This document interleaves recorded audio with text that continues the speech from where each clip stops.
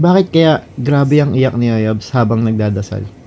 Nandito kami sa chapel ng Mega Mall. Dito kami madalas nagdadasal, nagsisimba ni Ayabs at ng family namin.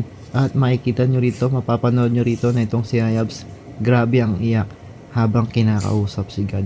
So, ganito kasi ang nangyari niyan.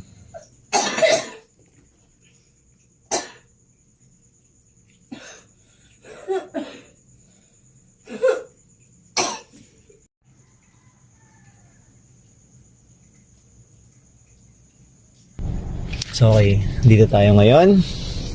Sama ko si Ayabs. So, interview lang kita, Ayabs. Bigla on the spot. Ano nga? Bakit todo yung iyak mo nung todo yung hagulgul mo, grabe yung iyak mo habang nagdadasal ka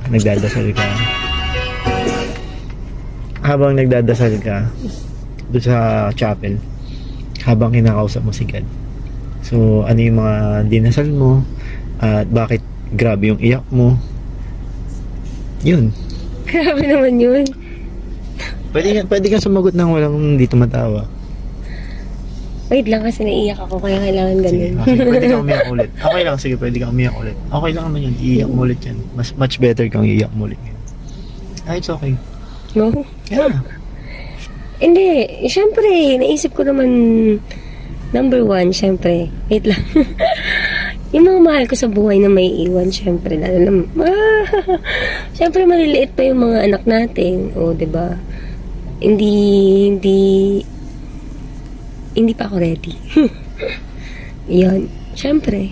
Number two, siyempre, kung ba't ako umiiyak, siyempre sobrang thankful ko. Kasi alam ko, hindi naman talaga lahat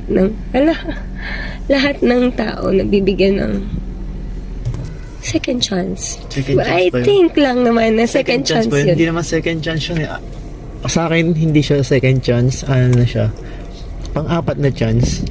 Yung una, yung sinugod ka ni sinugod ka ni Mulot doon sa Amang Rodriguez din. Natatanda mo po ba yun? Yung pero hindi siya asthma, hindi siya hika.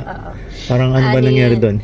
Tension naman yata yun. So, yung sabi lang ng nurse doon, ma'am, kumalma ka lang, magiging okay ka.